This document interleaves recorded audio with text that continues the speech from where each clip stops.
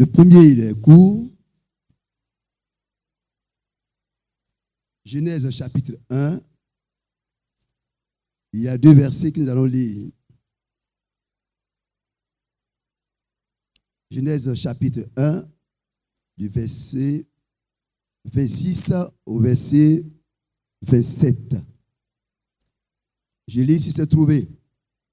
Le deuxième, vous le cherchez déjà, ce sera dans le livre des Hébreux, au chapitre 10, du verset 3 jusqu'au verset 7. Je lis. Puis Dieu dit, faisons l'homme à notre image, selon notre ressemblance, et qu'il domine sur les poissons de la mer, sur les oiseaux du ciel, sur le bétail, sur toute la terre et sur tous les reptiles qui rampent sur la terre. Le dernier verset. Dieu créa l'homme à son image. Il le créa à l'image de Dieu. Il créa l'homme et la femme. Amen.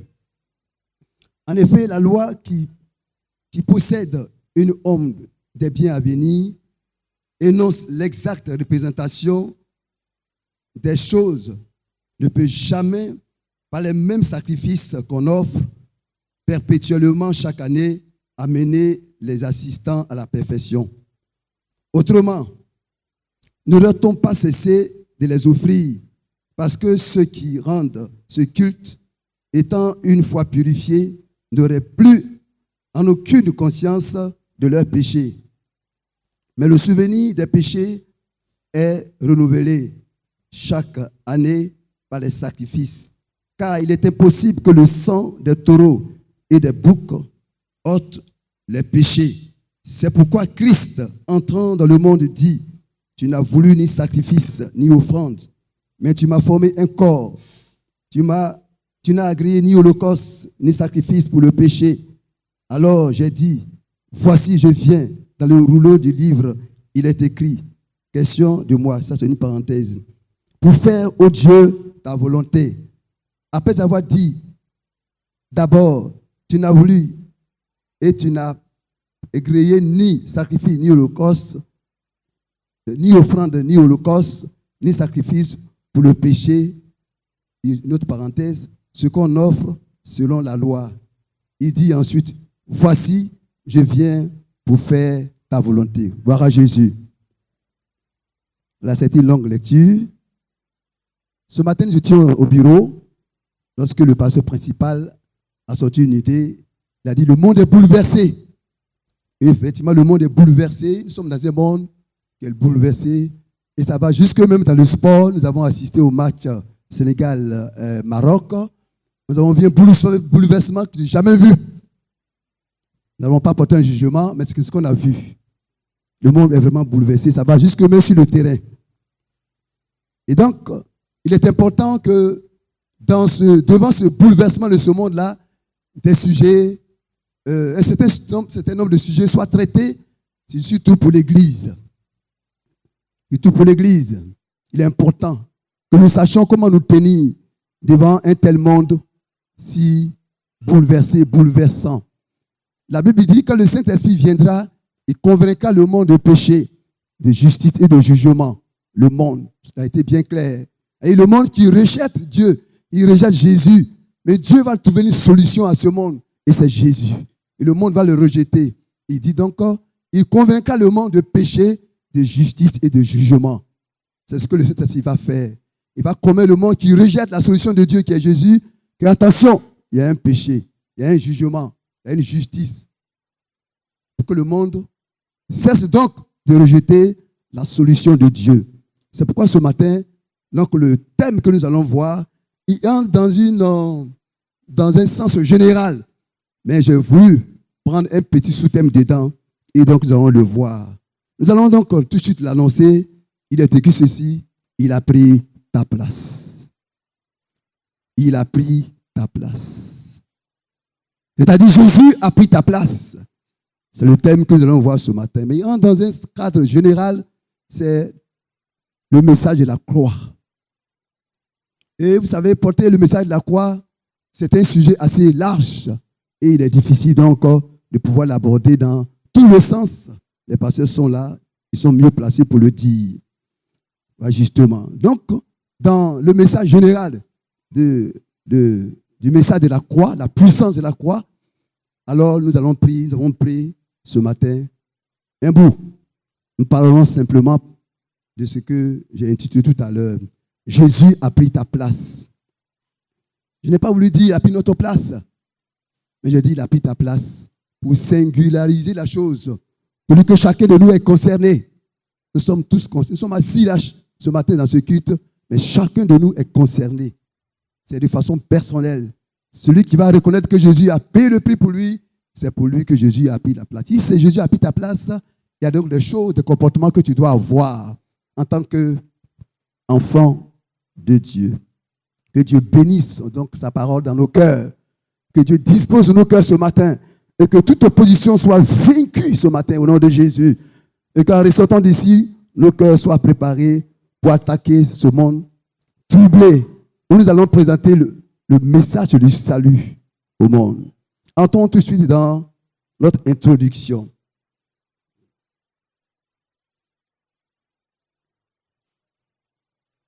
Le désir de Dieu, le désir du Créateur en créant l'homme, c'est-à-dire l'être humain, est que l'être humain soit heureux et qu'il vive éternellement. C'est ce que Dieu a arrêté comme objectif en nous créant. Et ça, c'est important. D'où la création du jardin d'Éden, c'est-à-dire le lieu d'habitation où Dieu va placer l'homme pour qu'il vive heureux et de façon éternelle. D'où la création du jardin d'Éden, son habitation. Il créa l'être humain à son image et à sa ressemblance. Pourquoi ressemblance? Parce que Dieu est un Dieu qui domine. Et l'homme a été fait pour dominer. Tu as été fait pour dominer. Dieu est un Dieu qui règne. Tu as été fait pour régner.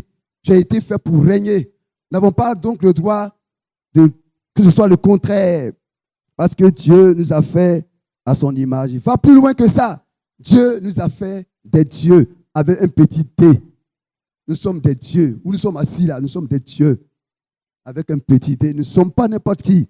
Dieu, en nous créant, il nous a considérés, il nous a mis à une certaine hauteur, une véritable hauteur, faisant l'homme à son image et à sa ressemblance. Tu es un petit Dieu. Considère-toi comme un petit Dieu, donc ne te néglige pas. Que Dieu te bénisse. Mais le péché nous a disgraciés aux yeux de Dieu. Le péché a fait qu'on a perdu cette faveur. Le péché a tout gâté. Le péché a tout gâté. Il a détruit l'homme. Nous n'allons pas aller dans les détails en disant par exemple que Romains 5, 12 nous dit par un seul homme le péché est entré le monde. Voilà, par un seul homme, par Adam. Vous le savez bien. Alors on dit en général, quand le péché est venu, on dit les esclaves sont sur les chevaux et puis les princes sont à terre. C'est ce que nous sommes devenus malheureusement. Les esclaves, c'est-à-dire tous ceux on devait dominer, même dans le monde spirituel. Les anges qui ne s'étaient pas encore rebellés contre Dieu, voilà, tout cela, les démons, on a l'impression qu'ils sont sur les chevaux. Et bien nous qui avons été créés à l'image de Dieu, nous qui avons été créés à l'image de Dieu, nous sommes par terre. Alors c'est déplorable. C'est parce que Dieu pour nous. C'est donc depuis ce jour-là que l'homme a eu peur de tout. Vous remarquez que l'homme a peur de tout. Pour rien nous tremblons. Pour rien nous avons peur. Quand nous sommes devant nos propres promesses que Dieu nous a données, nous sommes sûrs que ça va aller. Le lendemain qui suit, nous sommes devenus des peureux. On a peur. Même devenir chrétien, la peur nous habite et nous traverse par moments. Et ça, c'est pas bon. Vous voyez, c'est tellement grave que nous qui devons continuer de régner, voilà, c'est tellement grave que les choses ont régné à la place de l'homme. L'homme qui devait continuer de régner. Donc, le dominateur est devenu un dominé. C'est-à-dire, toi qui dois dominer, moi qui devais dominer sur la terre, nous sommes devenus des dominés, malheureusement. Et ça, c'est grave. Peut-être que tu ne pèses pas à ce que cela signifie, mais quand un homme est dominé, vous le savez, il y a des choses que tu sais que toi, tu pouvais faire. Ou bien tu dis ça, je ne vais pas faire. Mais attends le lendemain, tu vas voir. Tu as pris une bonne décision ce matin. Tu as pris une bonne décision hier. Mais tu te rends compte, devant la réalité, tu ne peux pas. Tu es dominé, tu es vaincu. C'est pas ce que Dieu veut pour nous. Nous étions condamnés à errer sans but précis. Nous étions condamnés à cause du péché, à errer sans but précis. Et vous le constatez vous-même. L'homme est devenu esclave des démons, esclave de Satan et même esclave de l'homme. Nous sommes condamnés à la mort. Selon Romains chapitre 6, le verset 23, il est écrit, le salaire du péché, c'est la mort. La mort physique, la mort spirituelle, la mort sur tous les plans. L'homme a péché. Donc il convient, comme je l'ai déjà dit, qu'on parle de ce gros message, de ce gros thème qui est le message de la croix, la puissance du sang de Jésus-Christ. Vous voyez, ça c'est important qu'on sache, qu'on dit quand même quelque chose dessus pour voir qu'est-ce que Dieu nous a réservé désormais. Mais il fallait un sacrifice parfait. Il fallait un sacrifice parfait. Je dis bien, il faut qu'il y ait une autre décision que Dieu prenne pour toi et pour moi, pour l'humanité tout entière. Il fallait donc un sacrifice parfait pour que le monde soit réconcilié avec Dieu, l'homme avec son Créateur, afin que nous soyons repositionnés. Acclamons le Seigneur. Dieu a déjà pris une solution. D'où le sacrifice ultime de la croix. Dieu a déjà arrêté une solution. C'est pourquoi le thème que nous proposons, je l'ai déjà souligné, est d'une importance capitale. C'est d'une importance capitale. Il a pris ta place. Parce que le sacrifice ultime, le plus grand sacrifice qui ait lieu pour que l'homme soit repositionné, Dieu l'avait déjà prévu avant la fondation du monde. L'objectif que nous poursuivons, que nous voulons atteindre à travers ce thème, c'est de permettre le repositionnement de l'homme régénéré. Retenez bien, le repositionnement de l'homme régénéré. Je n'ai pas dit de l'homme de façon générale, mais de l'homme régénéré. Et cela est lié au thème que je vous ai soumis, l'homme régénéré. C'est important de le souligner. Et régénéré en quoi? À tout égard, sur tous les plans. Toutes les plans, c'est un défi, un grand défi à relever. Sur tous les plans. On dit quoi? Jésus, le sacrifice parfait va être donné. Cela suppose que moi, mon repositionnement là, c'est sur tous les plans, à tous égards. Ça, c'est important de le savoir. Parce que l'œuvre de la croix prend tout. Il prend tout au plan spirituel, au plan physique et au plan social. Voici comment nous présenter cette introduction pour que nous soyons situés. Et ça, c'est important pour nous. Que Dieu nous bénisse. Ce matin, nous pouvons nous sentir heureux. Parce qu'effectivement, Dieu s'est occupé de l'homme. L'homme a péché. Dieu est revenu pour la seconde fois sur la terre. Lorsque l'homme a péché, lorsque l'homme s'est égaré, Dieu est revenu. Le péché d'Adam n'a pas limité Dieu dans son amour pour l'humanité. Dieu, il est revenu sur la terre pour la seconde fois. Et cette fois-ci, pour briser, pour détruire l'œuvre de Satan, pour montrer à l'humanité que c'est un Dieu d'amour, un Dieu de miséricorde, qu'il n'est pas question que l'homme qui a été créé à son image soit perdu pour l'éternité. Ce matin, sens-toi heureux, parce qu'il y a de l'espoir pour toi. Il y a de l'espoir pour nous. Sentons-nous heureux, parce que le don que Dieu a donné, il est écrit dans Jean 3,16, car Dieu a tant aimé le monde, qu'il a donné son Fils unique, afin que quiconque croit en lui ne périsse point, mais qu'il ait la vie éternelle. C'est pourquoi j'ai souligné pour le repositionnement de l'homme régénéré. L'être humain régénéré et affranchi. Vous savez, quand l'évangile nous est prêché, nous devons faire attention pour comprendre, pour saisir à qui Dieu parle. Surtout quand on parle de l'œuvre de la croix du calvaire, la puissance de l'évangile, ce qui est pour ceux qui périssent une folie. Mais pour nous qui croyons, c'est une puissance de Dieu. La croix de Jésus, il faut comprendre à qui Dieu s'adresse d'abord.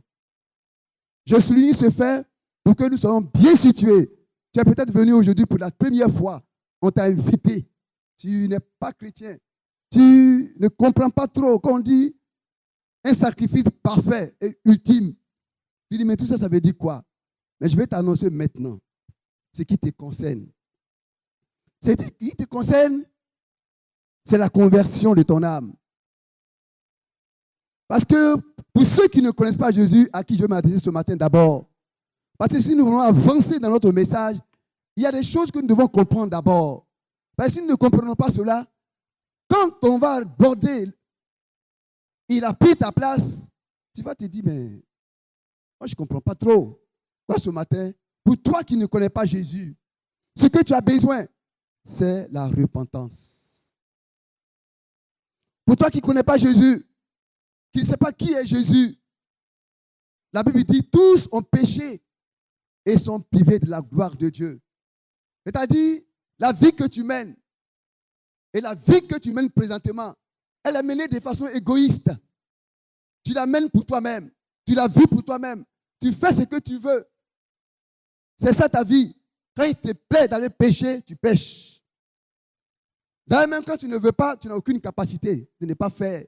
Tu es vaincu par le péché. Une force extérieure te tient esclave. Tu es lié, tu ne peux pas. Demandons-nous tous ce que étions sans Jésus auparavant. Nous érions. Nous allions par-ci, par-là, nous avons pris des grandes décisions. Je ne ferai plus ça. Mais jamais. Satan te tient, Satan nous tenait. Dieu, tu es esclave. Dieu, tu es vaincu. Nous n'avons pas de capacité. Quand bien on a du caractère, mais ça ne passe pas avec le pouvoir du péché. Dieu, tu es donc vaincu. C'est pourquoi ce matin, je vais t'annoncer, toi qui ne connais pas Jésus. Peut-être que toi, mais tu viens longtemps ici, mais tu n'as pas encore fait la paix avec Dieu. Ce matin, le message qui te concerne, c'est le message de la repentance. Ce matin, quand je me suis réveillé, j'ai dit à mon épouse, Dieu m'a donné au cours de la nuit, l'orientation du message. Et je lui ai dit ça ce matin. Dieu a dit, parle au peuple avec compassion.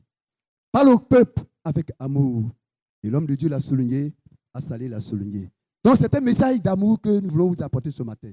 On n'est pas là pour vous condamner. Parce que nous sommes tous des pécheurs, on a besoin de salut. On a besoin d'être repositionnés. Donc quand nous allons faire toucher certains péchés, ne dis pas, hey, il est venu pour nous condamner. Non, on n'est pas pour condamner. Vous savez, les hommes, en général, n'aiment pas la vérité. Or, s'il n'y a pas de vérité, on ne peut pas avancer. Jamais.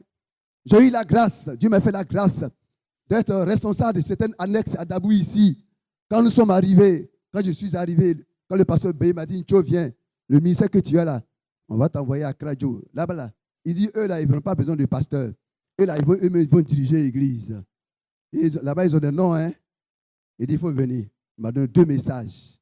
Le message universel pour les pasteurs, nous, anciens diacres. Il dit, va prêcher ça. Si tu vas et que tu prêches et qu'ils sont gagnés, si l'église est prise, que ça avance, on enverra des pasteurs. Je suis allé, j'ai prêché le message, les 2.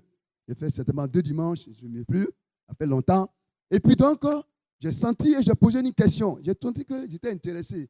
Je leur ai dit que Dieu prend toujours du milieu de nous un homme. C'est ce qu'on appelle pasteur. Moïse a été pris du milieu du peuple. Et ceux qu'on appelle pasteurs là, Dieu les a pris du milieu de nous. Ils connaissent nos problèmes. Et la nation veut vous envoyer pasteur. Et il dit, vous ne voulez pas des pasteurs, mais vous êtes privés de bénédictions. Ce sont des bergers. Est-ce que vous connaissez le roi d'un berger? Il prend soin de ses brebis. Donc, il est important que vous acceptiez qu'on vienne être pasteur ici. Bon, regardez.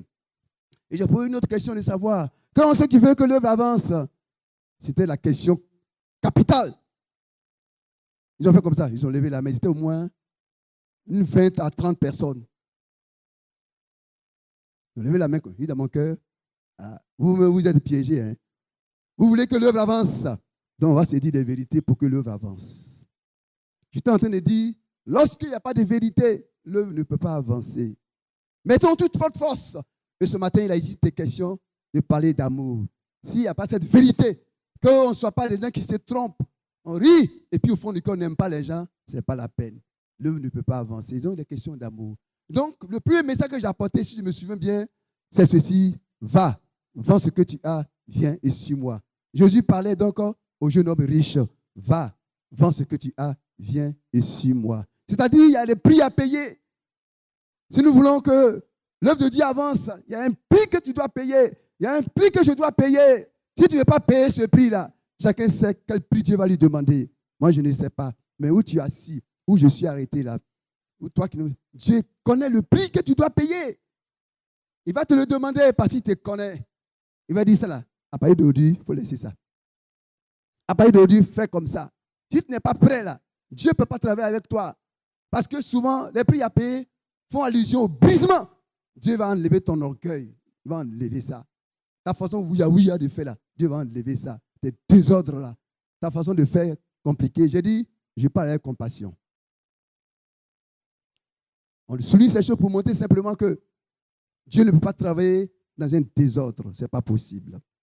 Et donc, ils ont accepté. Je suis venu et j'ai commencé le ministère à Kradjo et à Debirumo. Les jours qui ont suivi seulement. Mais le même jour, je leur ai dit ceci. Je le souligne expressément. Mais le reste du message sera bref. Donc, je leur ai dit, bon, les mamans, elles veulent m'excuser. Hein. Après le culte, nous allons partir. Je vais rencontrer tous les dirigeants et puis tous les prédicateurs. Ne dites pas, l'homme là, il est venu, il a chassé nos enfants qui prêchaient et qui dirigeaient. Ne dites pas ça. Hein. On va aller, on va faire tour de table. On va savoir qui est dirigeant, qui n'est pas dirigeant, qui prêche, qui ne prêche pas. Donc, j'ai averti les parents. Parce qu'on va faire le tri. Ceux qui aiment la vérité, on va avancer avec eux. Ceux qui n'aiment pas la vérité, vous allez vous asseoir. Là, c'est clair. On appelle le culte, on allait. J'ai commencé le tri. On m'a envoyé, j'ai délégation de pouvoir du pasteur Feu B. Roger. Donc, je dois travailler pour que les choses avancent. Et toi, tu t'appelles comment il dit son nom? Tu es marié, il dit oui. Combien d'années? 15 ans. Ah, combien d'enfants? Soit un enfant, 2 enfants.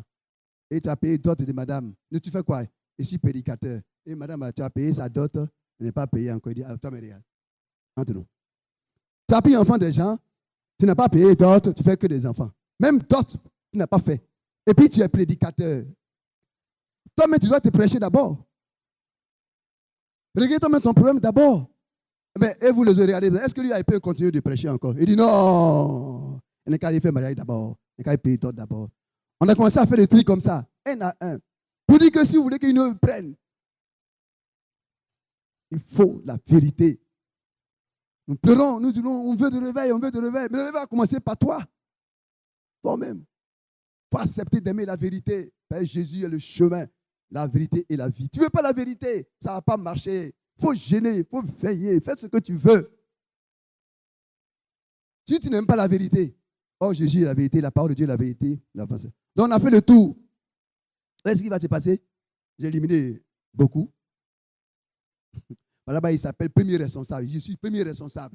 Quand il est premier responsable, c'est lui qui prend toutes les décisions. Mais ils ont trouvé aussi un responsable qui est aussi premier responsable. J'ai réglé ça. On a quitté là rapidement. Et ils sont allés au village. Vous savez ce qu'ils ont fait?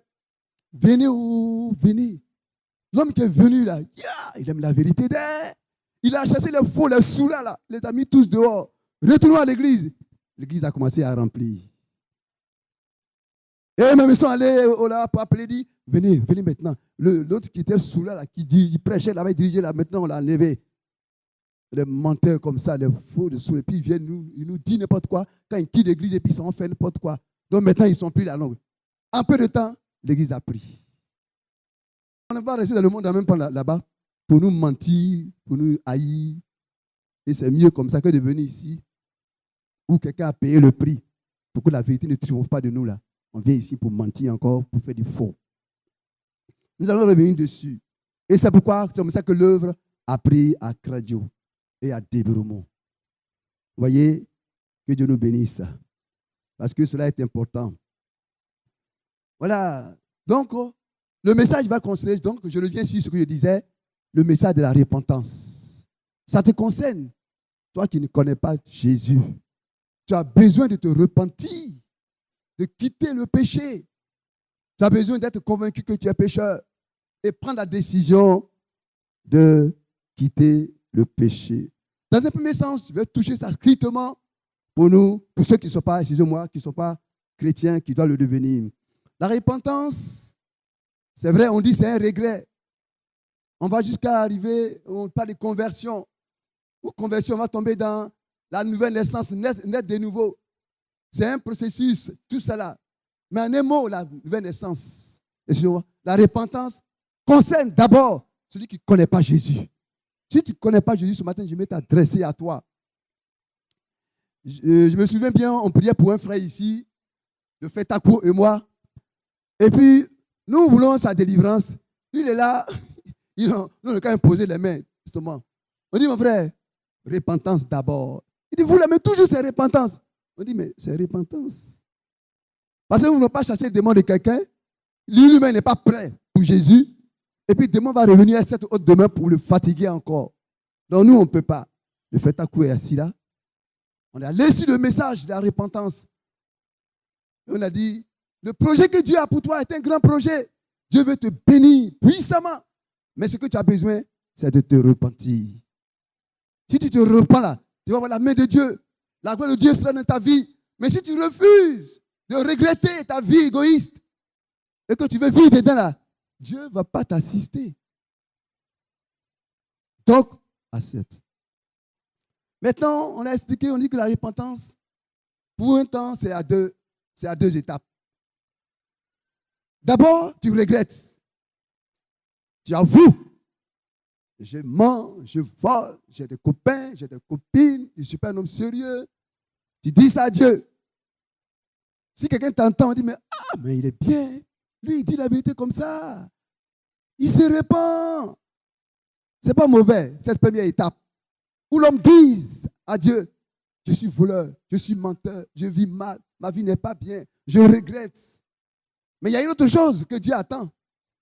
Quand tu fais comme ça au départ, là, Dieu reconnaît que tu as reconnu ton péché. Son cœur est apaisé, mais ce n'est pas totalement apaisé. Hein? Ce n'est pas totalement apaisé. La Bible dit, celui qui avoue cette transgression et les délaisse obtient quoi? Miséricorde. Donc c'est le fait d'abandonner là. Sinon aujourd'hui, regardez dans nos églises, il y a beaucoup de gens. Nous sommes nombreux. Les gens viennent. On dit, nous on pousse comme des champions des assemblées de Dieu. Rapidement, nos églises remplissent. Ce matin, nous sommes nombreux.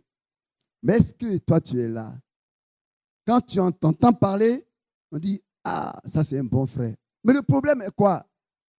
C'est que le problème est que des gens qui disent ouvertement qu'ils sont pécheurs, moi je suis mauvais, mais ce que souvent ils ne le font pas, ils ne sont pas prêts à abandonner le péché dans lequel ils se trouvent.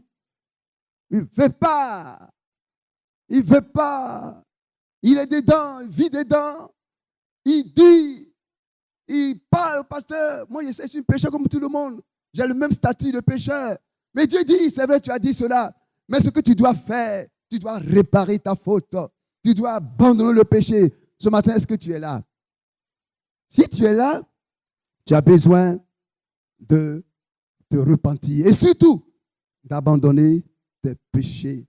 A dit, prendre conscience que le péché n'est pas bon. Que Dieu n'aime pas le péché et que tu dois quitter dans le péché. Ça, c'est l'aspect qui concerne donc celui qui ne connaît pas le Seigneur. Ce matin, est-ce que tu veux rencontrer Jésus? La Bible, qui est la parole de Dieu, qui déclare que tu es pécheur, que le péché t'a séparé de Dieu. Et ce matin, je te lance un appel. Je te demande, aujourd'hui même où tu entends ce message, de prendre la décision de donner ta vie à Jésus. Nous sommes dans un monde bouleversé, un monde troublé. On ne sait pas quand on va partir. Jésus revient bientôt. Si tu vis dans le péché, tu vis dans le péché. Ta vie, c'est le péché. Tu aimes le péché, tu ne veux pas l'abandonner. La mort ne prévient pas. La mort peut te prendre et tu peux mourir sans connaître la personne de Jésus. Or, Dieu est très patient. Peut-être que depuis longtemps, il te parle. Il t'annonce le message du salut. Mais toi, tu résistes. Tu n'es pas prêt pour donner ta vie à Jésus. Or, il faut que tu le fasses. Il faut que tu donnes ta vie à Jésus. Ce matin, est-ce que tu veux le faire? Est-ce que tu veux donner ton cœur à Jésus? Parce qu'il faut que tu sois sauvé. Ça, c'est important. Il faut que ton âme soit sauvée. Donc, ce matin, je t'invite à donner ta vie à Jésus. Cela est important pour toi. Que Dieu donc te soutienne et que tu ne remettes pas ça à demain. Et que tu ne remettes pas cette invitation à demain, mais qu'aujourd'hui même, tu prennes la décision de donner ta vie à Jésus. Il est important que nous soulignions cela. Il est important que nous soulignions cet aspect-là. C'est très important de nous soulignions. D'abord, pour ceux qui ne connaissent pas Jésus. Voilà. Donc, nous mettons l'accent dessus. L'autre idée que nous pouvons développer concernant toujours, qui précède le message de la croix, c'est aussi de savoir que lorsqu'on est sauvé, là je m'adresse maintenant à nous tous. Nous, quand on est sauvé, quand on a reçu le salut et qu'on est sauvé, il est important pour nous de connaître aussi la délivrance. Parce que quand Jésus prend notre place, cela inclut que lui, l'acte qu'il va poser à la croix du Calvaire est un acte qui nous apporte la délivrance. Il est important d'être sauvé, c'est vrai. Mais pendant que tu es sauvé, si tu veux mieux comprendre ce que Jésus a fait pour toi aussi, il faut que tu sois délivré, libéré. Or, dans la délivrance, on a besoin de l'apport de chacun. Vous savez, dans nos églises, les chrétiens sont là, même des vieux chrétiens, des anciens chrétiens. Mais vous voyez, quand vous fouillez dans leur vie, moi j'étais la délivrance, intercession. Vous vous rendez compte que il y a des liens, des costauds liens. Les hommes sont liés, ils sont vaincus. Et ils traînent ça. Ils traînent ça pendant des années, 20 ans, 30 ans. Ils sont liés. Or, en général, nous disons l'intercession, la délivrance, c'est celui qui est délivré là. Celui qui peut faire, il fait délivrance. Mais tu n'es pas délivré. Tu es esclave d'un péché. Tu vis esclave dans l'idolâtrie. Mais tu penses que toi aussi tu peux apporter une délivrance. C'est possible. Dieu peut utiliser même n'importe qui. Mais ce qui est conseillé, que celui qui peut délivrer, que Dieu peut utiliser pour la délivrance, c'est celui qui est d'abord délivré. Et ça, c'est important de le savoir.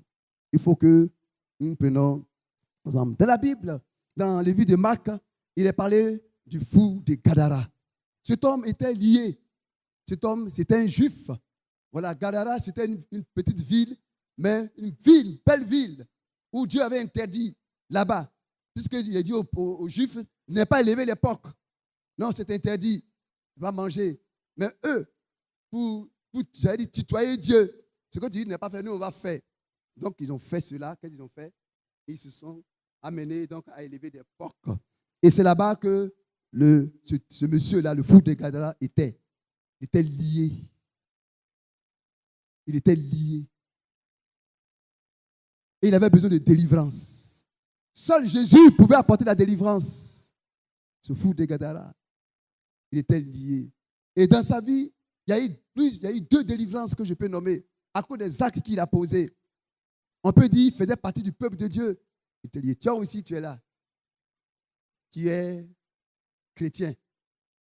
Mais regarde bien ta vie. Regarde bien. Il faut bien fouiller. N'es-tu pas manipulé par Satan à cause des portes que tu as ouvertes dans ta vie, des alliances que tu as tissées dans le passé, des actes coupables que tu as posés toi-même, étant bien conscient de façon volontaire, tu t'es engagé dedans. Dieu l'a dit, ne fais pas. Dieu dit, ne fais pas. L'intention, fais attention. Mais tu t'es amusé à ouvrir la porte à l'ennemi et il a fait de toi un esclave. Satan t'a lié et tu es vaincu. Et tu le sais très bien. Pourtant, tu es un vieux chrétien. Tu es une vieille chrétienne. Ce que Dieu attend de toi, c'est que tu le reconnaisses. Que tu viennes vers le nom de Dieu. Je suis là. Je suis dans tel département. Je suis là. Mais je suis lié par un péché. Je fais tout, ça ne quitte pas. Je suis vaincu. Il faut l'avouer. Il faut l'avouer. Il faut l'avouer. Si tu ne l'avoues pas, tu vas rester dedans. Parce que Dieu ne peut pas venir délivrer quelqu'un. On dit, fais ton bonheur au moment où tu ne le veux pas. Tu ne veux pas quitter ce péché-là. Tu n'as pas la volonté, tu n'es même pas prêt. Dieu a besoin que tu le reconnaisses, que tu l'avoues, que tu viennes voir les hommes de Dieu, que tu dises, voilà dans le secret ce que je fais. Ça ne va jamais sortir, le pasteur ne dira jamais. Moi, depuis que je fais délivrance, je n'ai jamais vu quelqu'un qui a dit, mais ce qu'on t'a dit, tu n'as pas dit, on est arrivé dans l'église. Jamais. Ce sont des secrets professionnels. Jamais. Quelqu'un ne peut pas dire ici ce qu'on a dit à Incho, là, entendu ça de l'église ici. On a dit notre secret là. Mais tu es lié. Va voir les hommes de Dieu pour que tu sois délivré. Et c'est quand tu seras délivré que tu vas comprendre l'importance de l'œuvre de la croix, ce que Jésus a payé comme prix. Tu vas comprendre ça. Tu vas dire, à cause de ça, je comprends pourquoi Satan m'avait détruit même quoi. Parce que les portes que j'ai ouvertes à Satan, il a pris ça. Il est entré dans ma vie et il a gâché de ma vie. Il y en a qui devaient devenir des boss ici. Mais Satan ayant vu notre toile, Il est passé par là pour détruire nos vies. Donc, ce fou de Gadara a été délivré. Et la Bible dit à la suite, il est rentré dans son bon sens. Quand on est délivré, la deuxième chose, on rentre dans notre bon sens. Allez, tu es clair même. Tu comprends les choses maintenant. Tu sais très bien que ça là, c'est ça qui est dans ton cœur. Oh, ça m'a surprise. Je ne savais pas, jamais. Tu savais très bien, le témoin de l'homme, son vrai témoin là, c'est lui-même. Ce n'est pas quelqu'un d'autre.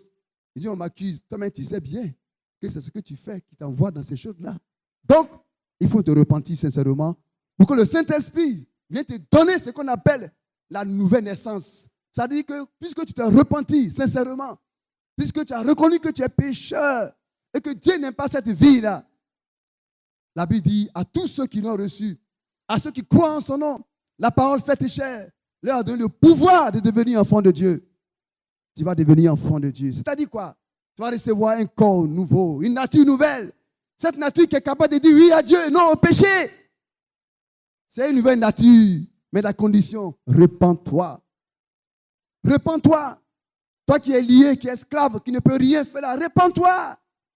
C'est une obligation, c'est un impératif. Ne te cache, continue pas de te cacher.